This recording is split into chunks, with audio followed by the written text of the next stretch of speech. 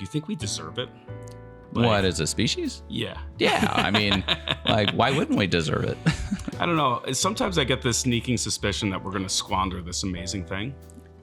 It would not be the first time that humans have squandered something amazing. But when you look at, where humanity was 300 years ago, like Emanuel Swedenborg wrote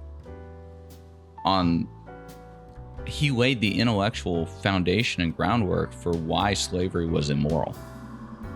Because almost everybody on the planet practiced slavery. Yeah. And at one time, you've either been the slave owner or you've been the slave, for all the different genetics, right? But his ideas are what really began to change the minds and the hearts that eventually led to the abolition of slavery. And this is Mises. Ideas can only be overcome by other ideas. Money and power are impotent, and force, they're impotent against the power of ideas. And so, this is part of our, evolution as a species. And we're a unique species. We've developed writing, which enlarges our memory, and we can communicate ideas through time as a result of that. And so, do we deserve it? Yeah, I think a lot of humans are trying to be better humans. Mm-hmm. They just don't necessarily know how, or they don't necessarily they have a desire inside that impels some type of action to take place, but it's through the reason and the logic and the rationality that we eventually are able to crystallize into intelligence and then wisdom that gives those actions their quality. Yeah. And so, it just took us a while as a species to figure it out, that this concept of individual rights and human dignity and due process of law, it just took us a while to figure that stuff out.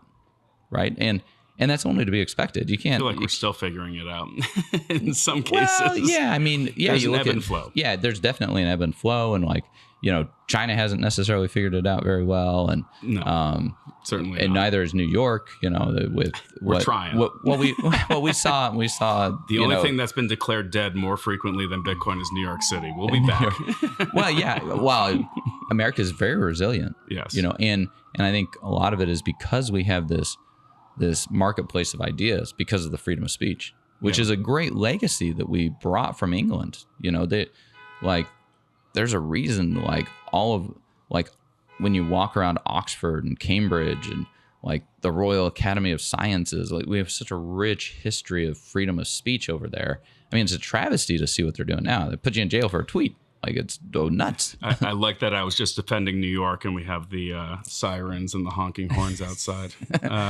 But is that our future? Right? Does that continue here? The attack on free speech, and where it's going is very depressing. And it's not just England. You see it in Australia. Oh yeah, Ireland.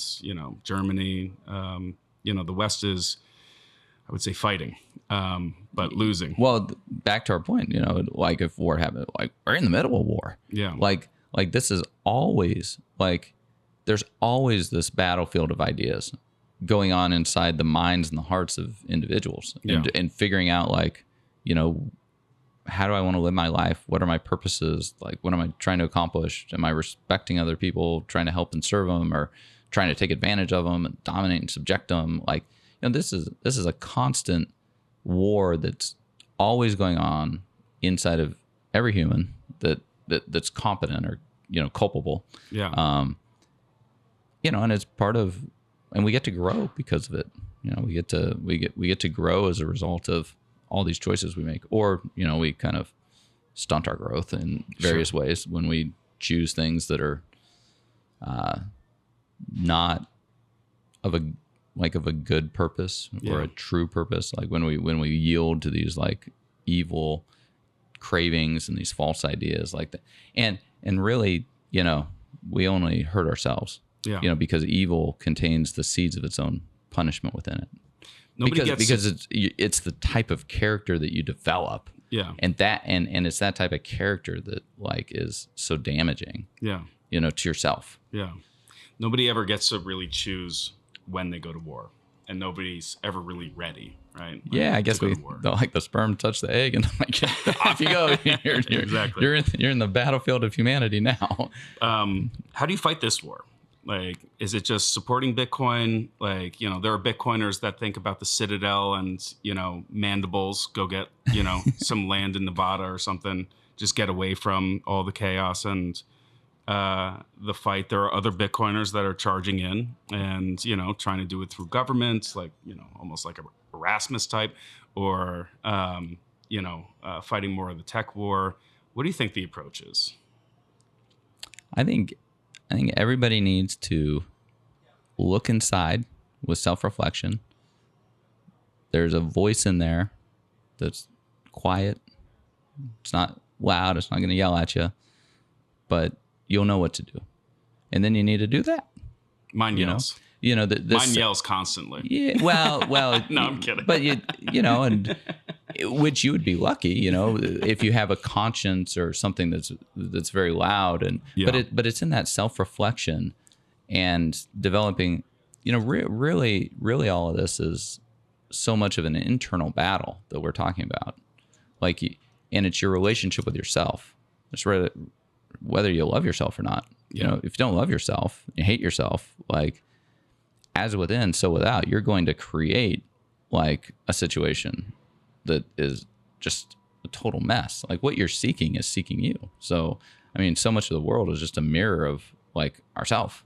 Yeah. And then everything's going to change. So if you've got this purpose of, helping and serving and loving other people in a wise way, you're going to create a new reality for yourself. Whereas if you're prioritizing reputation or love of money or trying to subjugate and enslave other people and make them wear something on their face because you have to be in control of them. Yeah. You're just gonna that's just gonna boomerang back on yourself. And what type of a mindset leads to this? And it's fear. Yeah. Why are you scared of so much stuff? Yeah. So, but you have to go in. You have to do the self-reflection and figure out I'm trying to be in control of everything instead of trusting in the ebb and flow of life and divine providence and all the things. So I think that's really where the battle is, and when we're trying to control everything and then we try controlling other people, then we try taking their resources, that's where stuff begins to explode into war. Yeah. As we typically talk about it. But that has there are causes before that happen. And these are the causes, right? And so it's, if we want to make the world a better place, we got to figure out how to follow that still small voice that's inside in a way that is helpful and useful because it's a university of usefulness. If you think about it, we get so many opportunities to help other people or serve them or to put, other people in front of ourselves. But you need to love yourself like your own firstborn. You can't feed anybody if you're starving yourself. Sure. So, we have to, there's wisdom, and you don't want to run faster than you have strength. You don't want to, so it's good to accumulate resources and stuff like that if you're doing it in an honest way and it's a mutually advantageous relationship. That's the problem with the state is they're robbing. They're extracting the resources through a threat of violence or intimidation. Yeah. And so one of the parties is worse off as a result of that transaction. Yeah. That's why stealing's bad. Yeah. It's bad for bad in an economic sense. It's a destruction of wealth, right? Yeah. Which is why the philosophy. It's also lazy and mean. Yeah. It leads to there's a lot of laziness going on there, and people aren't developing themselves. And at the end of the day, the robber is not figuring out a way to be of greater usefulness and service to other people. He's not developing a skill that someone's willing to pay for voluntarily.